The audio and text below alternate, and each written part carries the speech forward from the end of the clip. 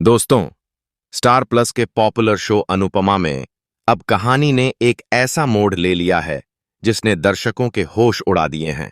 अनुपमा वापस लौट रही है अहमदाबाद और इस बार वह न टूटी हुई है न डरी हुई। अब की अनुपमा मजबूत है, सच्चाई को सामने लाने के लिए पूरी तरह तैयार है। वह अब किसी के ताने नहीं सुनने वाली, किसी के झूठ में नहीं फंसने वाली। इस बार वह खुद को बेकसूर साबित करके ही दम लेगी। जैसे ही अनुपमा अहमदाबाद पहुंचती है, वह सीधा कोठारी हाउस की तरफ जाती है। दरवाजे पर पहुंचते ही पूरा घर चौंक जाता है। राही उसे देखकर गुस्से में कहती है कि वह यहां क्यों आई है और वापस लौट जाए। लेकिन अनुपमा रुकती नहीं। तभी ख्याति गुस्से से अपना आपा खो देती है और अनुपमा को धक्का देकर घर से निकालने की कोशिश करती है। लेकिन इस बार अनुपमा चुप नहीं रहती। वह मजबूती से खड़ी हो जाती है और पूरे आत्मविश्वास के साथ बोलती है, अब बहुत हो गया, अब सच्चाई सामने आएगी।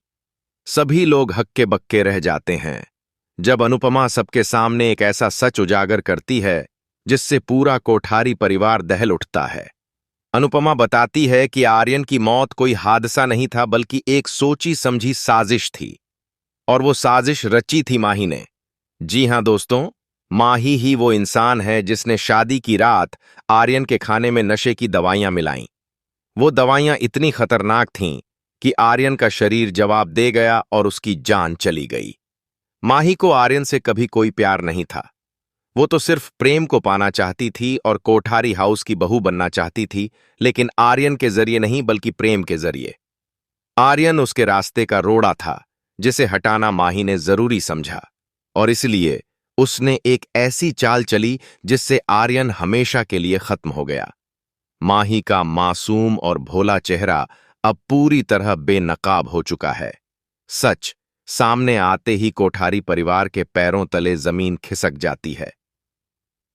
सतिका सब्बाता जो माही को आदर्श बहू मानती थी, उसे खुद पर शर्म आने लगती है।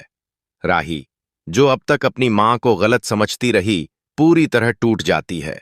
उसे एहसास होता है कि वो जिस मां को कटघरे में खड़ा कर रही थी, वही मां सच्चाई के लिए लड़ रही थी। अनुपमा ने सब कुछ खोकर भी सच का साथ नहीं छोड़ा। प्रेम, जो माही की बातों में फंस गया था, अब सच्चाई जानकर अंदर से हिल जाता है। उसे एहसास होता है कि माही ने सिर्फ आर्यन को नहीं मारा, बल्कि उसे भी धोखा दिया। अब प्रेम के सामने सबसे बड़ा सवाल खड़ा है, क्या वो माही को सजा दिलवाएगा या एक और बार धोखा खाएगा? प्रेम को अब तय करना होगा कि वो किसके साथ है, सच के या झूठ के।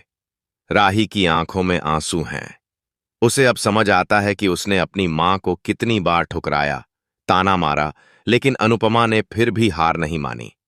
अब क्या राही अपनी मां से माफी मांगेगी? क्या वो अनुपमा को दोबारा गले लगाकर कहेगी, मां, मुझे माफ कर दो? अनुपमा की इस जंग ने दिखा दिया है कि चाहे दुनिया सच्चाई के खिलाफ खड़ी हो जाए, लेकिन एक मां अगर ठान ले तो वो अकेले सबको हिला सकती है। अनुपमा ने हर उस झूठ से लड़ाई लड़ी जो उसे दबाने की कोशिश कर रहा था। अब सवाल है कि क्या अनुपमा को उसकी बेटी और परिवार का प्यार दोबारा मिलेगा?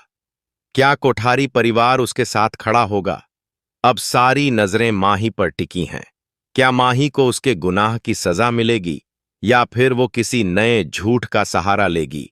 उसकी मासूमियत का मुखौटा अब उतर चुका है और उसकी सच्चाई सबके सामने है।